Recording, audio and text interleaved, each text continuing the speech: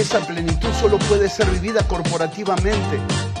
Tienes la dinámica para cumplir con el eterno propósito de Dios. Que nosotros volvamos a los diseños eternos. Señor, te quiero a ti, te amo a ti, y deja que Él se exprese como quiera. Sino que cada instante lo ganemos hablando de ti, oh Dios.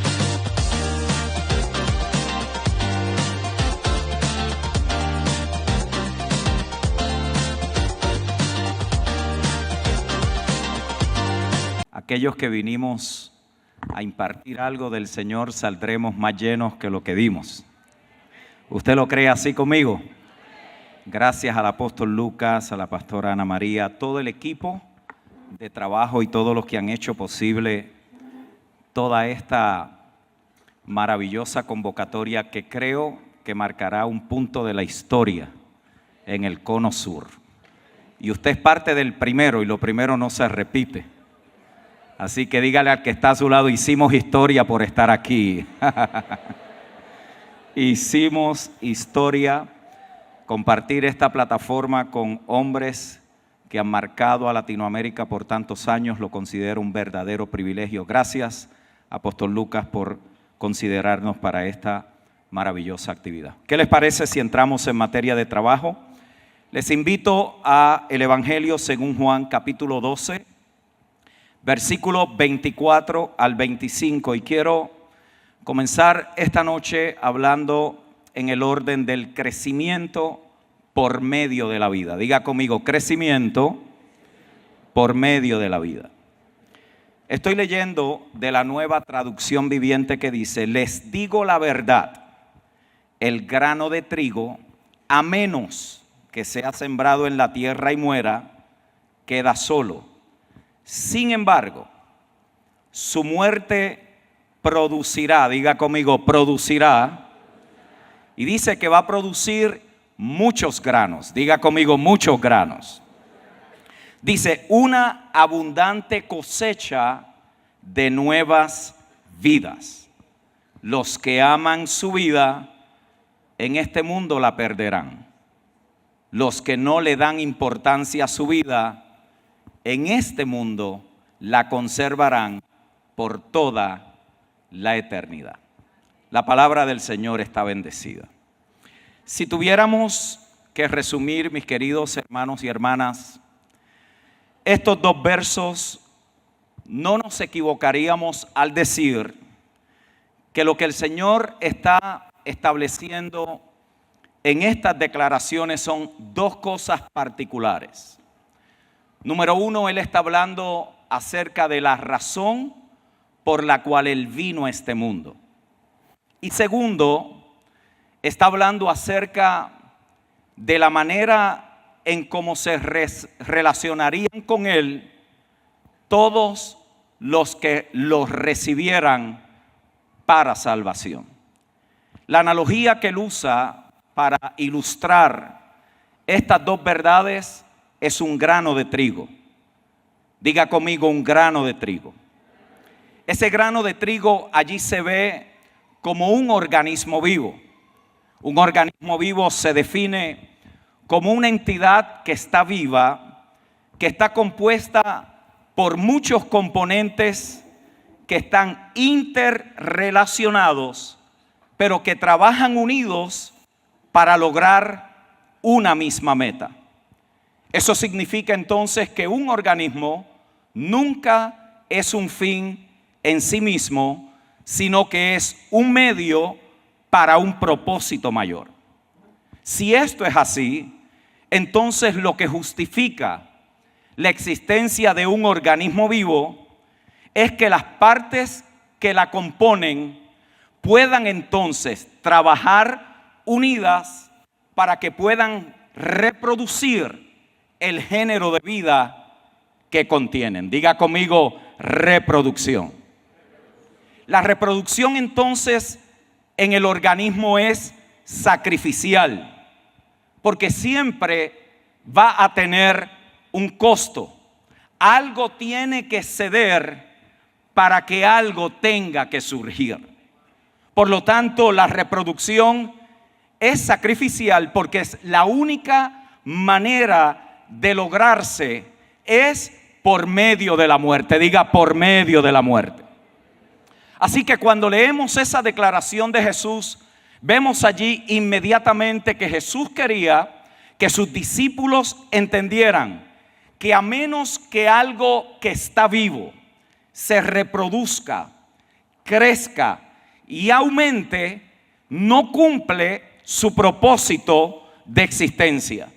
Si no se reproduce, entonces se ha convertido en un fin para sí mismo y no está cumpliendo la razón por la cual ese organismo existe. Por eso cuando nos acercamos a la Escritura, comenzamos a ver desde el libro de Génesis que la ley que sustenta todo lo que Dios ha creado está relacionada a que cada género se reproduzca a sí mismo. El organismo salva su propia vida por medio de la muerte para que pueda haber un aumento. Algo se tiene que sacrificar para que pueda haber reproducción. Por lo tanto, la ley de la reproducción está compuesto por el sacrificio. Diga conmigo, el sacrificio. Por eso es que Jesús dice, a menos que sea sembrado en la tierra y muera, no hay aumento, no hay reproducción, no hay crecimiento, a menos que aquello que es meramente individual muera en lo que es con relación al otro y es más grande. Por lo tanto, esto era lo que determinaría la manera como el Señor se iba a relacionar con los suyos después de su muerte. Consideremos esto en relación a la manera en como el apóstol Pablo nos habla acerca de lo que significa y lo que representa Cristo como nuestra vida. Diga conmigo, Cristo como nuestra vida. Note que yo no dije Cristo en nuestra vida. En la teología paulina esto es fundamental para nosotros lograr comprender lo que Dios ha hecho en Cristo. Una de las cosas que el apóstol Pablo tuvo que trabajar intensamente en varias de las congregaciones por las cuales él empezó a ministrar y a traer esa palabra de vida, es identificar lo más rápido posible las deficiencias que se estaban mostrando en la manera en cómo esas congregaciones estaban operando. Él lo hace de una manera magistral, particularmente en la iglesia de los Corintios. Él se da cuenta que hay una distorsión, hay una alteración al modo y a la forma en cómo esta vida de Cristo debe de poder operar en la vida de los santos. Él identifica que lo que estaba sucediendo en Corintio estaba relacionado a la clase de vida que estaba gobernando a los santos. Él identifica inmediatamente y lo clasifica lo que allí estaba sucediendo en tres órdenes particulares. Él habla allí acerca del hombre natural. En 1 Corintios capítulo 2 verso 14 él dice que este hombre natural no puede, diga conmigo, no puede.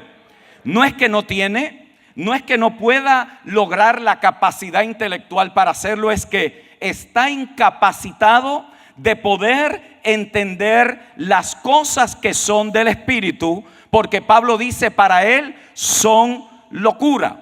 Y la razón por la cual para el hombre natural se le hace imposible entender las cosas que son del Espíritu es porque este hombre todavía no ha nacido de Dios, no tiene la vida de Dios, no tiene ahora residiendo en su espíritu la vida del Dios Altísimo. Por lo tanto, el hombre natural no puede, pero él identifica otra operación que estaba allí y lo identifica como el hombre carnal. 1 Corintios capítulo 3 verso 1. Este diferente al hombre natural sí ha nacido de nuevo, porque él lo identifica como hermanos.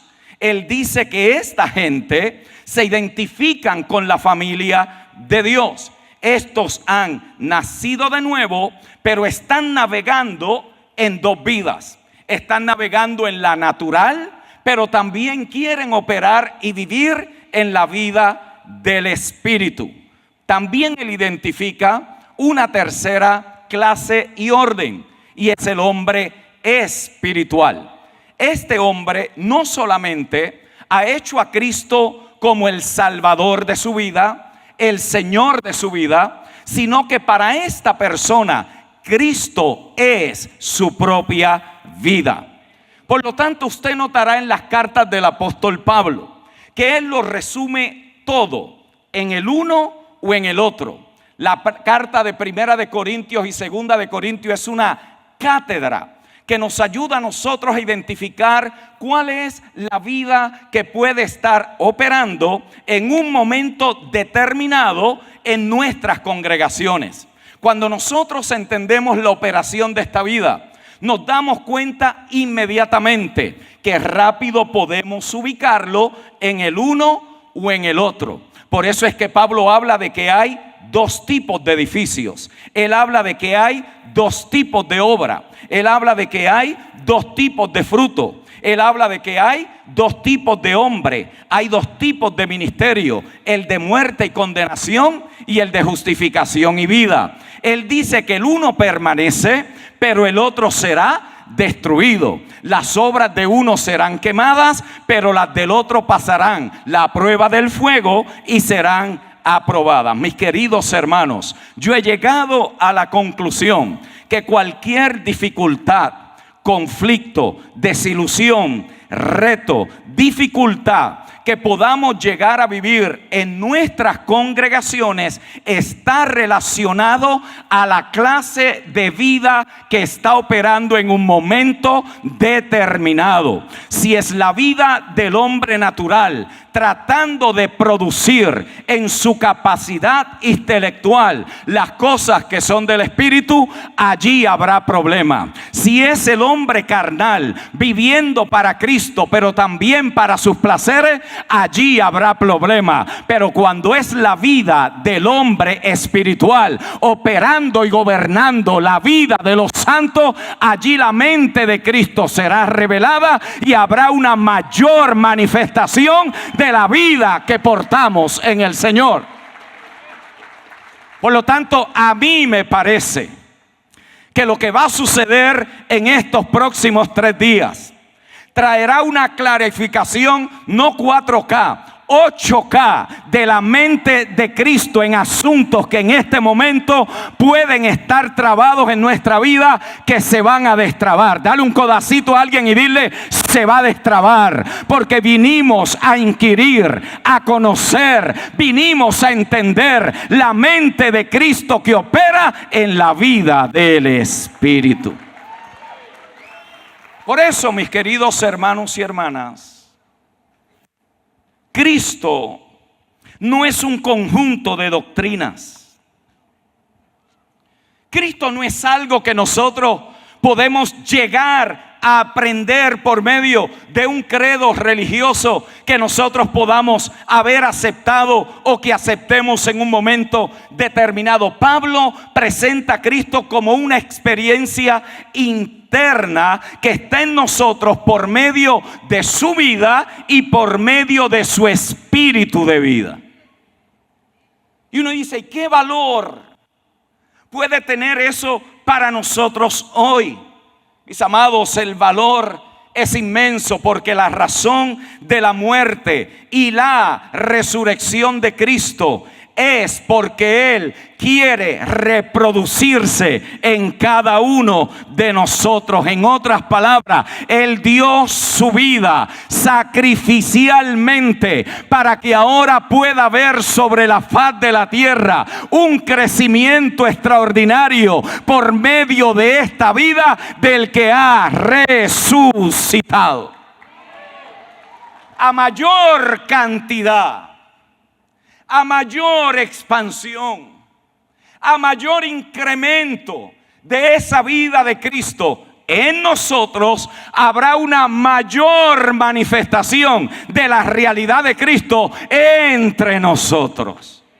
Por eso no nos debe de sorprender que haya milagros, que haya cosas extraordinarias, no porque vino el predicador ungido, sino por la vida que está operando en los santos, y hay un desatamiento de esa realidad y esa potencialidad que se va a manifestar entre nosotros. Cristo murió para poderse reproducir. Dígalo conmigo, Cristo murió para poderse reproducir. ¿Qué es lo que se reproduce?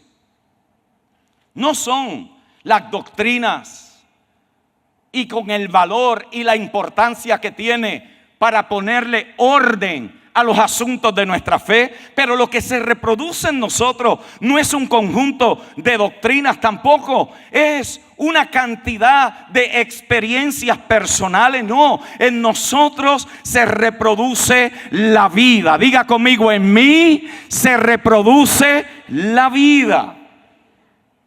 La ley de la reproducción opera en nosotros de la misma manera que operó en Él. Note bien, nosotros también morimos. El apóstol Lucas nos lo dijo en la introducción.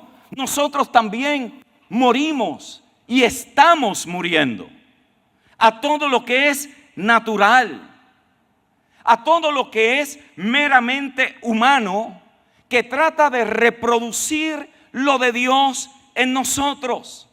Por eso la invitación apostólica es a que nos desvistamos de lo viejo para que nos vistamos del nuevo hombre. Nos desvestimos de lo natural y nos vestimos de la vida en el Espíritu. Nos desvestimos de lo que es adámico para vestirnos con todo lo que es de Cristo. Pablo lo dice de esta manera en Gálatas capítulo 2 verso 20: con Cristo estoy juntamente crucificado, y ya no vivo yo, mas vive Cristo en mí. Y lo que ahora vivo en la carne, lo vivo en la fe del Hijo de Dios, el cual me amó y se entregó a sí mismo por mí. Mis queridos hermanos, tres poderosas declaraciones que hace Pablo. Él dice: ya no vivo yo. Todo lo que no es según Cristo fue llevado a la cruz. Todo lo que no es según Cristo ya murió. Todo lo que no es según Cristo fue crucificado.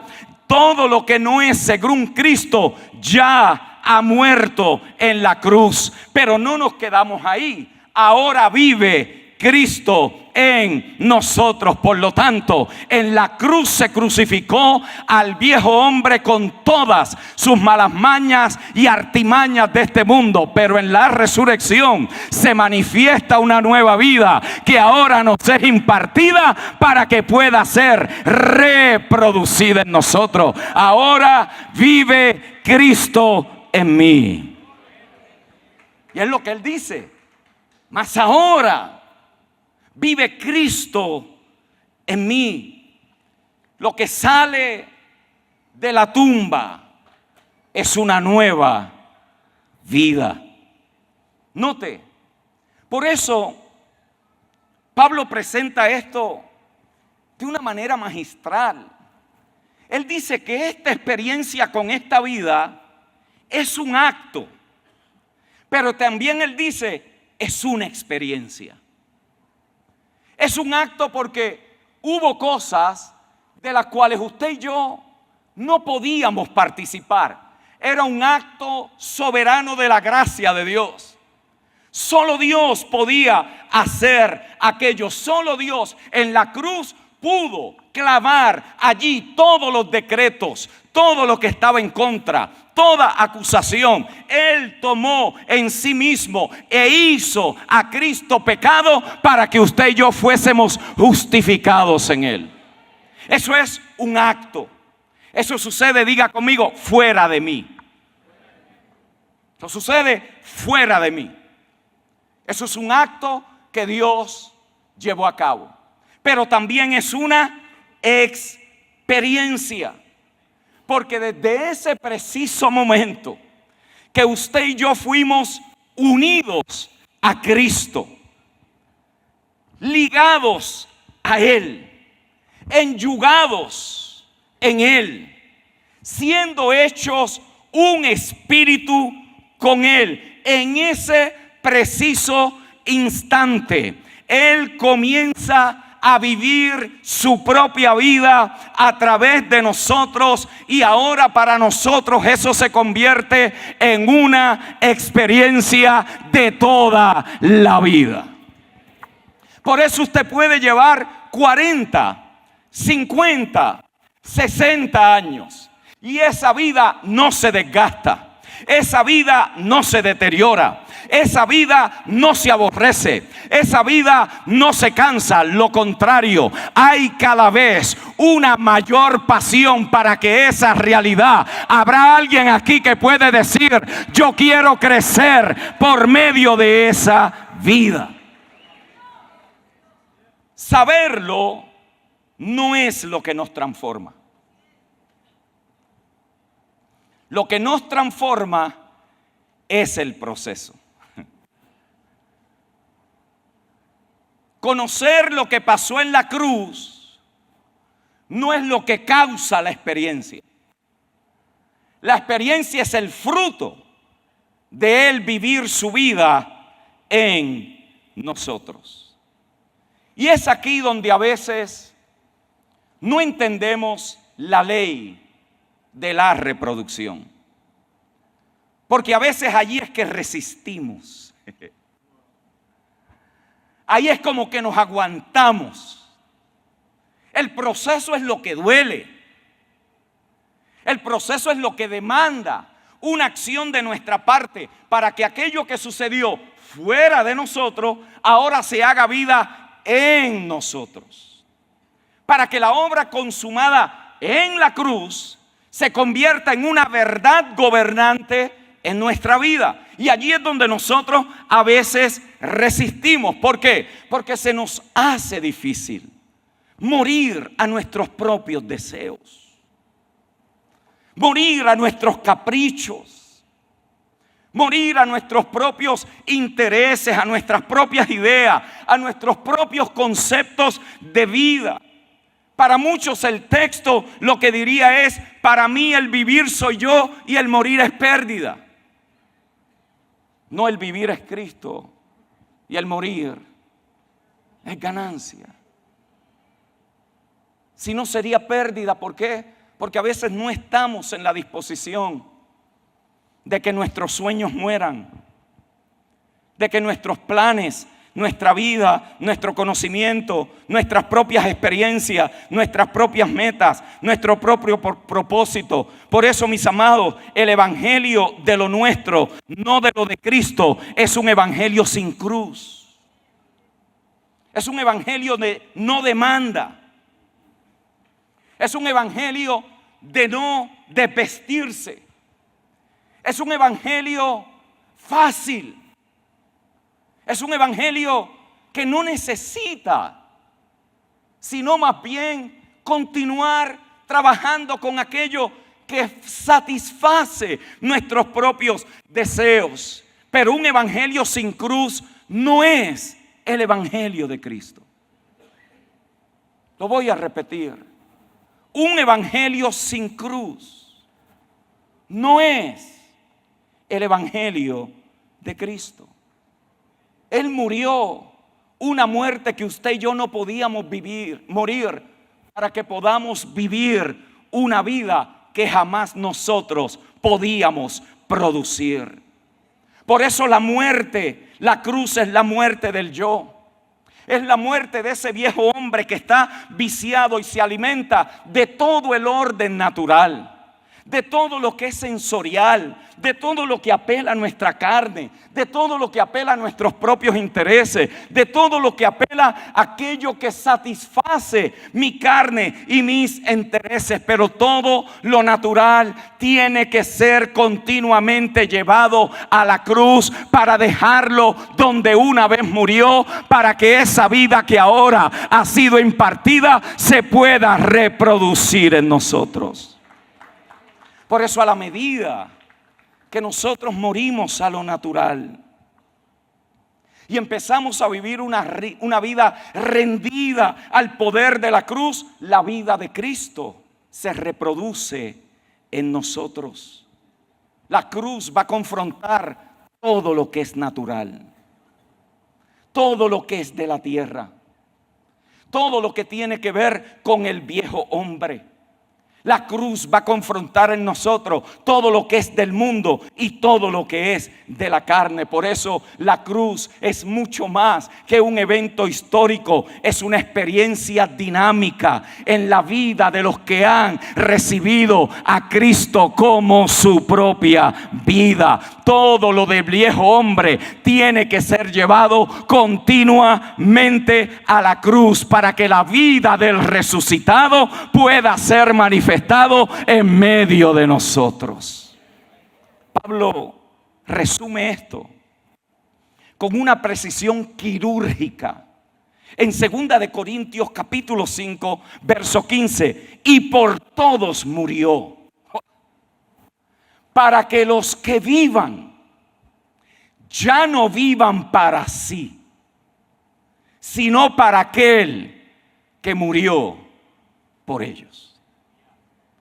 Cómo estos apóstoles en una declaración, en un verso en nuestras Biblias, resumen una experiencia, un acto y una experiencia que nos mantendrá ocupados, mis queridos hermanos, durante toda nuestra existencia aquí en la tierra y aún después de esta experiencia terrenal, asombrados de la profundidad y de la grandeza de la obra de Cristo por la humanidad. Por eso lo de Dios en nosotros no se reproduce porque uno se hizo miembro de algo, sino porque uno abrazó a aquel que murió, pero también ahora vive por la vida del que resucitó. Por eso Jesús dice: a menos que no muera. Dios solo se relaciona con lo que está vivo. Todo lo que está vivo atrae a Dios. Todo lo que está vivo crea los escenarios de la expresión de Dios. De hecho, la evidencia de que algo es de Dios es que hay vida, que hay una medida de esa vida. Por eso es que la vida no se puede sistematizar. La vida no la podemos crear en fórmulas.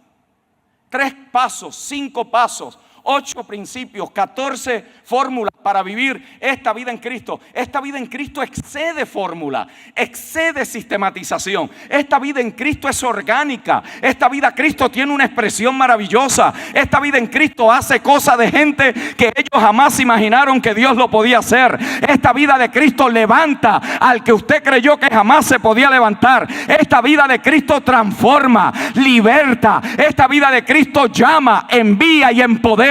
Esta vida de Cristo hace cosas que para nosotros los humanos sería imposible lograr.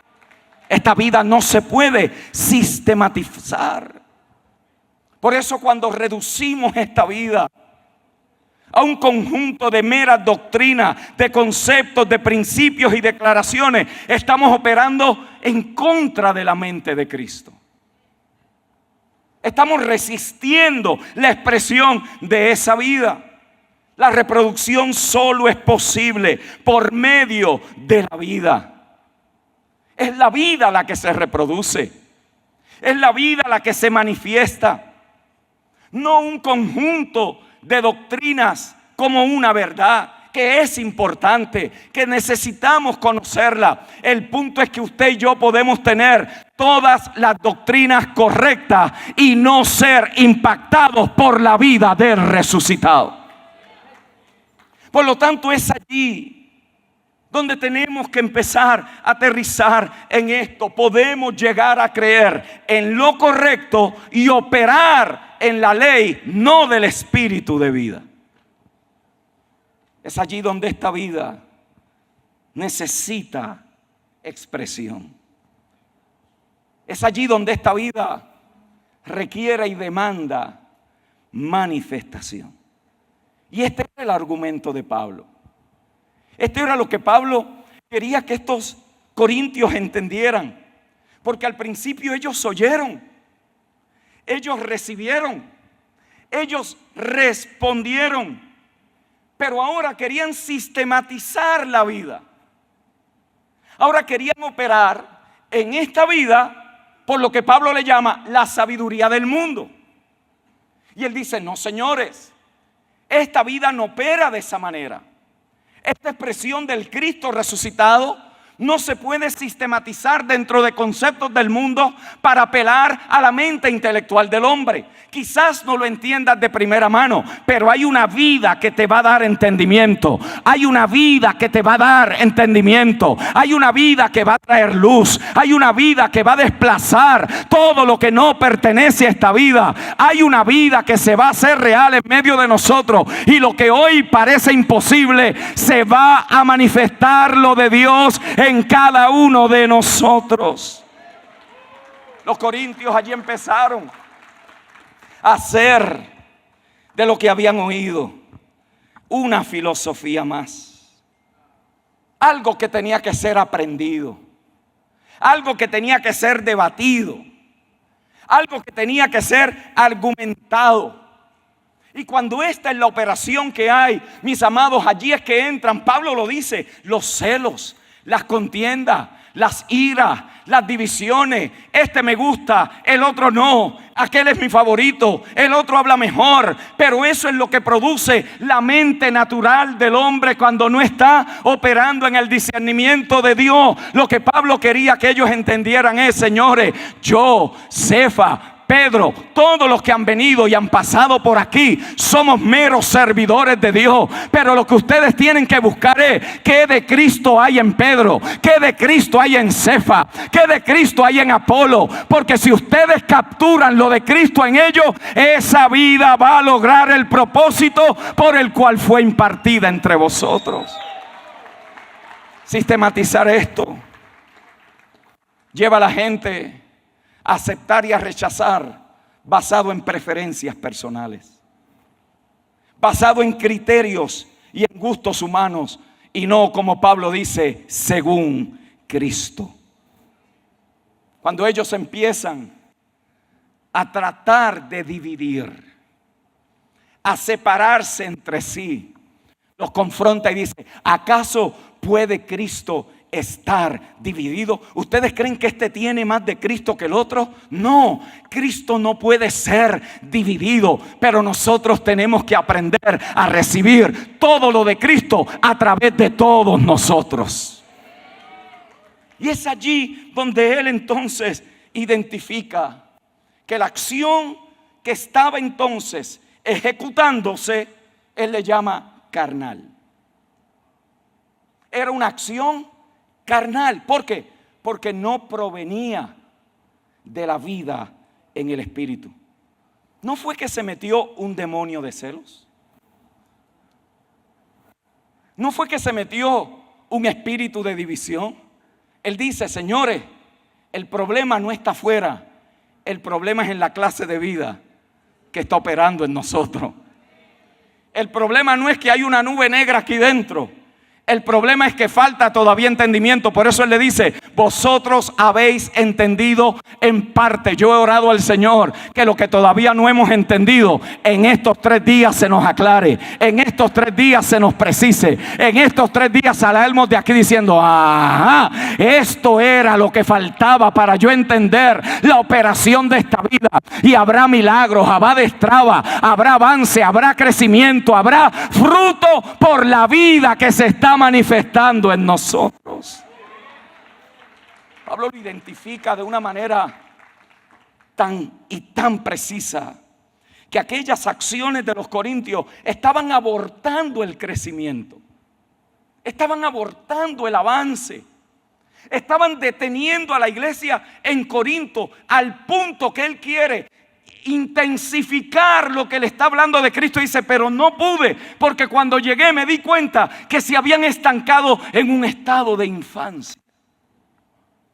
Queriéndole impartir más, se tuvo que retraer, porque se dio cuenta que es peligroso enseñar la potencia de esta vida en mentes carnales. La tendencia es a malinterpretarlo y a tomar eso para vivir para su propio deseo. Él se dio cuenta que ellos estaban tratando de operar en las cosas del Espíritu, pero con una mente carnal. Por eso Él le hablaba de otra sabiduría. Él le hablaba de otra clase de vida. Él le hablaba de otra clase de mente. Y él decía: y el que opera en esta clase de mente, en esta clase de vida, el que opera en este tipo de sabiduría, ese hombre es espiritual. Ese hombre puede juzgar. Ese hombre puede entender las cosas que son del Espíritu. Ese hombre no está en competencia. Ese hombre no está buscando sus propios beneficios. Ese hombre no está tratando de buscar sus propios intereses. Ese hombre quiere promover lo de Cristo, quiere crecer en Cristo, quiere avanzar en Cristo. Ese hombre no es juzgado por nadie. Ese hombre está viviendo y operando en esa vida. Ahora, ¿cómo, mis amados hermanos? Ubiquémonos allí por un momento en la vida de esa congregación. Y aquí habemos muchos pastores que hemos tratado con todo tipo de situación en nuestras congregaciones. ¿Qué serie de mensajes usted le predica a una congregación donde la vida que está operando es carnal, natural, terrenal, donde se están demandando los hermanos ante la corte de los impíos, donde uno se está acostando con la esposa de su papá, donde el otro está subestimando la vida del apóstol Pablo, el otro lo está acusando por la espalda? ¿Qué tipo de mensaje usted le predicaría a esa congregación? 7 principios para una vida exitosa. El espíritu de Jezabel y cómo vencerlo. ¿Qué usted le predica? ¿Cómo usted armaría esa serie? No, ya yo sé. Vamos a predicar sobre cómo David con las 5 piedras mató a los 5 espíritus que estaban allí. ¿Qué usted haría? ¿Qué yo haría? Ubiquémonos allí. ¿A quién traeríamos si queremos que sea otro el que se tire esa maroma? Qué bueno que la Escritura nos dice qué hizo Pablo cuando fue allí. Lo registra en 1 Corintios 2. Por eso, cuando fui a ustedes, me propuse no predicar otra cosa. Escuche, pastor. Escucha, líder de casas. Escucha, hermano y hermana que sirves en alguna congregación. Cuando nos encontramos con las trabas que impiden la manifestación y el avance de la vida, lo primero que tenemos que entender es la operación de la cruz en medio de esas realidades en la congregación. Yo me propuse ir a ustedes no predicando otra cosa sino a Cristo y a este crucificado, para que vuestra fe no esté fundada en la sabiduría de los hombres, sino en el poder de Dios. El poder de la cruz, desmantelando, desintegrando, revelando quién es de Dios y quién no es de Dios, sacando a la luz lo que puede haber allí que resista el avance de esta vida. La cruz es lo único que puede hacer eso, porque esa cruz representa la ley de la reproducción. Por eso Él tuvo que morir, para que ahora el poder de esa vida pueda ser manifestado entre nosotros. Mis queridos hermanos, permítame terminar con esto. ¿Cómo entendemos esto en la vida de nuestras congregaciones? Lo primero que tenemos que determinar es ¿qué es lo que constituye a la iglesia? ¿Qué es? Cuando hablamos de la iglesia del Señor, ¿de qué estamos hablando? ¿Qué la constituye? Yo creo que aquí estamos claros que a la iglesia del Señor no la constituye un credo cristiano. No la constituye un credo o un conjunto de doctrinas en las cuales todos estamos de acuerdo con relación a algunos postulados. La iglesia tampoco se constituye porque la gente se hace miembro de una congregación o participa. La iglesia es constituida por la impartición de la vida del Cristo resucitado. Donde quiera que esa vida está, ahí está constituida la iglesia del Señor, la cual Pablo dice es su cuerpo. Un cuerpo que está vivo. Por eso cuando yo creí a Dios, Él no nos dio un manual de doctrinas. Él no nos dio un conjunto, un calendario de actividades semanales con todo lo que es importante para la vida de nuestras congregaciones a manera de la misión que tenemos. Pero eso no fue lo que Él nos impartió. Lo que Él nos impartió fue su vida. ¿Cuántos se acuerdan de aquel bendito día que usted no lo podía explicar? Usted no sabía absolutamente nada del nuevo pacto. Usted no podía ni sabía qué era eso. Lo único que usted sabía es: yo era ciego y ahora veo. No me pregunte cómo te lo puedo explicar, eso me discipularán después. Pero aquel bendito día, 40 años atrás, en mi caso 38 años atrás, yo no sé cuándo fue para ti. Lo único que yo sé que tú y yo sabemos es que los vendas se quitaron. Vino una nueva realidad en nuestra vida. Dios dejó de ser algo allá afuera y ahora no sé cómo había una pasión que gobernó y empezó a gobernar nuestra vida. En ese bendito momento, la vida de Dios nos fue impartida. Ahí empieza todo un proceso, pero no fue cualquier vida. La vida que se nos impartió fue vida eterna.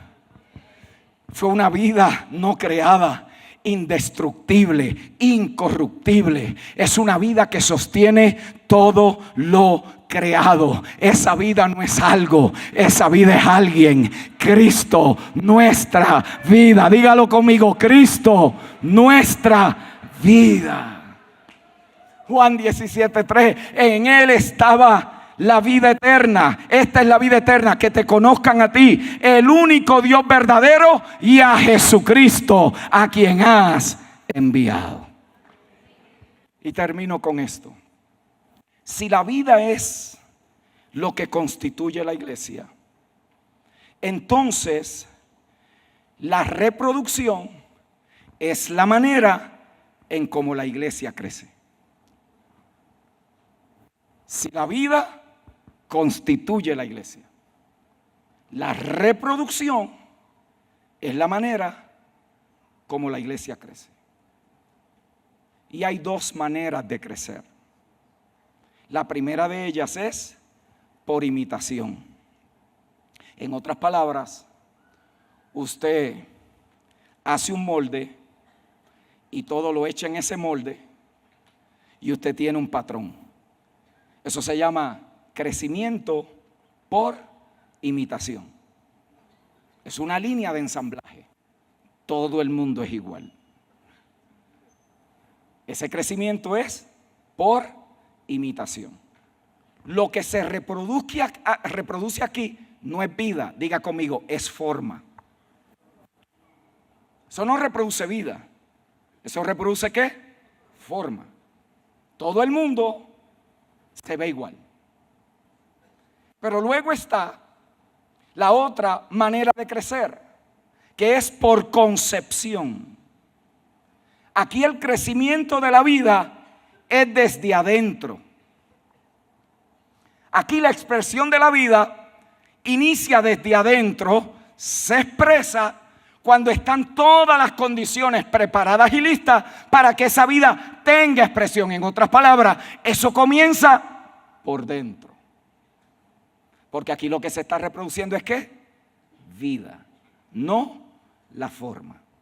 La diferencia entre la imitación y la concepción es que una reproduce algo que está muerto y la otra reproduce algo que está vivo.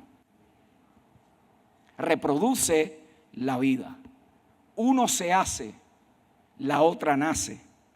Y la constitución de la iglesia es el resultado de la actividad, de la energía, de la propia vida del resucitado. Él en nosotros se reproduce y la iglesia sigue creciendo en la faz de la tierra. No son los programas y son importantes. No son los ministerios y son necesarios. No es lo que nosotros nos inventemos para traer, para crecer, para llegar, para reproducirnos. No, es lo que está sucediendo en nosotros, lo que se va a reproducir. A menos que la vida del resucitado no esté operativa, mis amados hermanos, reproducimos forma, pero no vida. Y a este congreso no vinimos a buscar forma, vinimos a crecer en la vida del resucitado. Esa vida crece. Esa vida es la que nos hace decir: en 2024 habrá mayor incremento de Cristo en nosotros que lo que hay en el 2023. Esa vida es la que va a decir: aprenderé y seguiré creciendo en las cosas que son del Espíritu, porque en mí está la vida del resucitado. En mí se destrabará, se quitará, se removerá todo lo que está muerto, marchito, todo lo que queda todavía como residuo, para que nazca, se crezca, reproduzca la vida del resucitado en nosotros. ¿Habrá alguien aquí que quiere crecer en esa vida?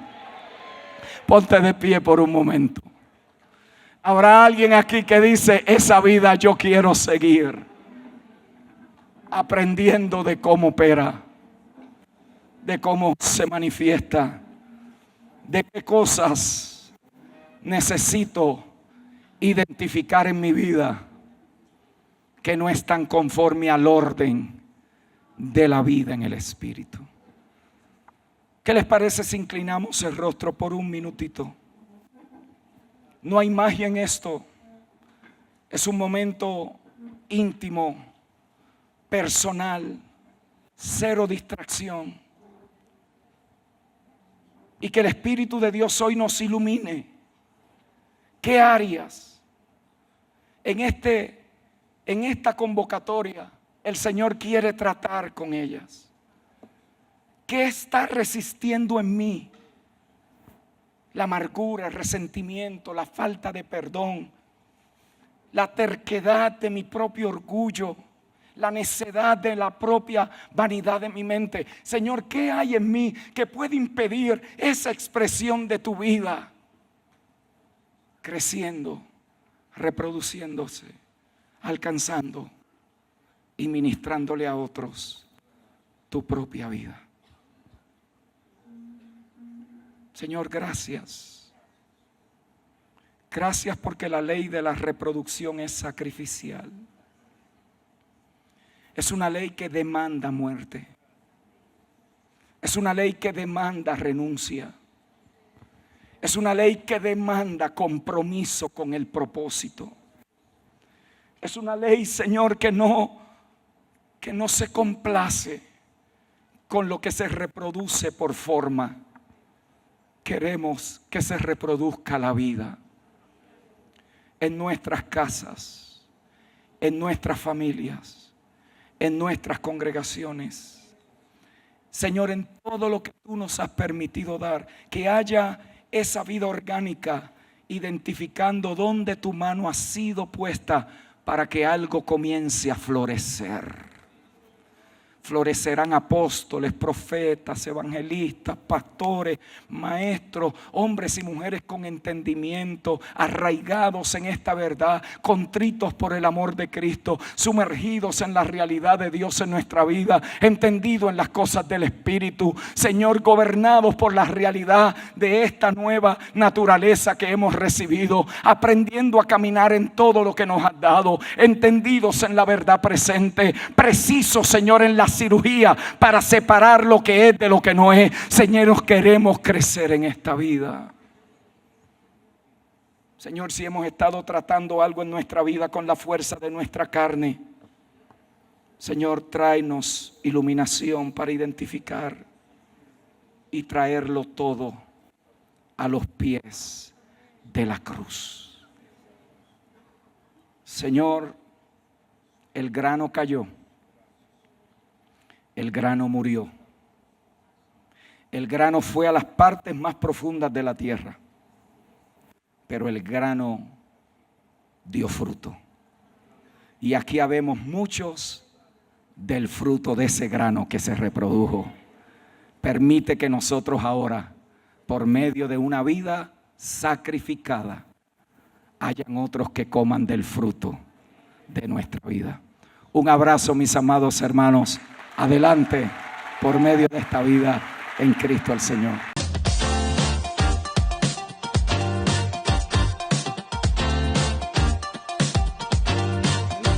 Y esa plenitud solo puede ser vivida corporativamente.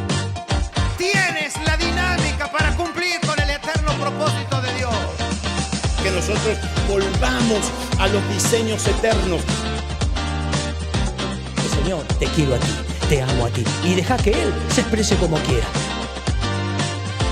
Sino que cada instante lo ganemos hablando de ti, oh Dios,